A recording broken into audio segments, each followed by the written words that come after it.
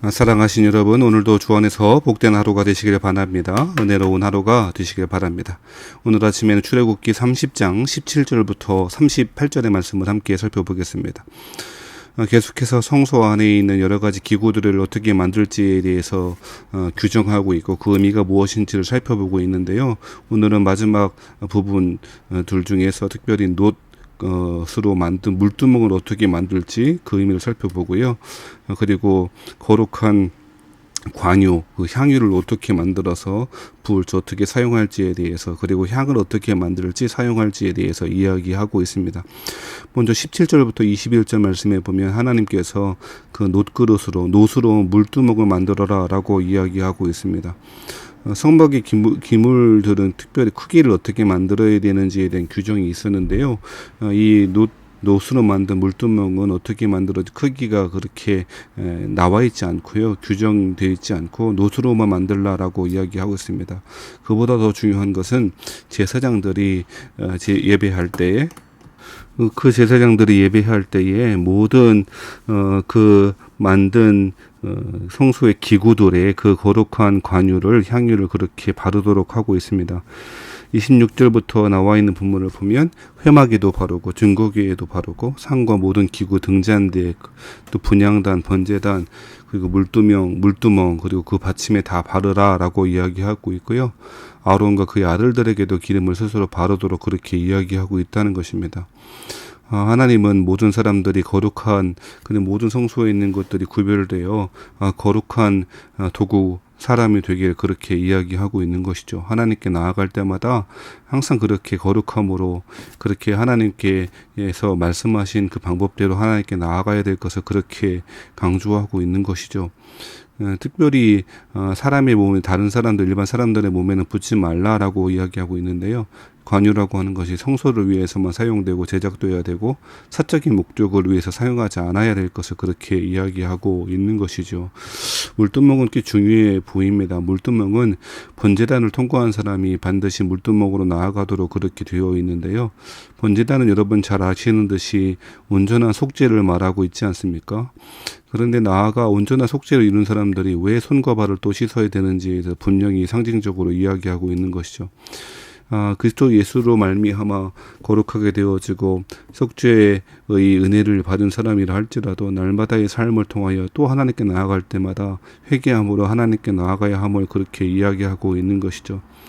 그리스도 예수를 믿는 순간 우리는 근원적으로 속죄함을 얻습니다만 그 하나님께 나아갈 때마다 또 거룩하게 하기 위하여 우리 속죄의 문제가 아니라 날마다 하나님을 닮아가기 위해서 우리는 물두멍을 지나듯이 회개함으로 우리의 죄를 하나님께 고백하며 나아가게 되는 것이죠. 이것이 너무 중요한 것이고요. 우리가 예배할 때마다 하나님께 나아갈 때마다 이 사실을 잊지 말아야 한다고 생각합니다. 제사장들은 어쩌면 매일 그렇게 제사를 드렸기에 이것을 소홀히 여길 수도 있었을 것 같습니다. 우리도 마찬가지일 것 같아요. 신앙생활을 오래오래 하다 보면 예배 드리는 것도 봉사하는 것도 기도하는 것도 습관적으로 하게 되어지고 매너리즘에 빠질 때가 얼마나 많습니까? 제사장들이 성소에 들어가기 전에 손발을 씻으면서 다시금 자신을 돌아보고 정결하게 하듯이 우리 또한 예배할 때에 하나님께 나아갈 때에 우리에게 주신 그 구원의 은혜와 사명들을 잘 기억하고 감당하며 올바른 자세와 경건한 마음으로 하나님께 그렇게 나아가야 된다고 생각합니다.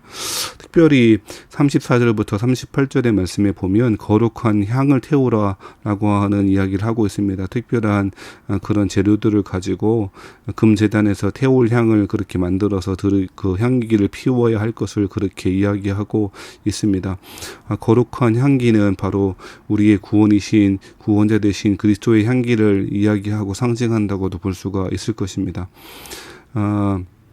그리스도께서는 향기로운 제물이 되셨죠. 그런 것처럼 향기를 날마다 피우도록 하시는 것은 그리스도의 속죄 제사를 그리스도의 은혜를 그렇게 상징하는 것으로 생각해 볼 수가 있을 것이고요. 또 뿐만 아니라 더 나아가서는 그러한 그리스도의 구속하신 은혜를 받은 성도들의 그런 향기를 이야기할 수도 있을 것이고 또한 복음의 말씀을 그렇게 상징한다고도 해석해 볼 수가 있을 것입니다.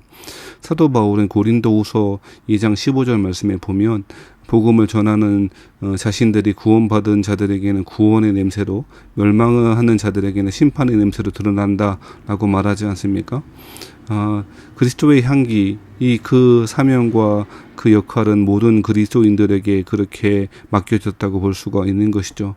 우리 그리스도인들은 유일한 구원의 길이고 향기이신 예수 그리스도를 전하고 사람들에게 그리스도의 향기가 되어져야 한다라고 이야기하고 있습니다.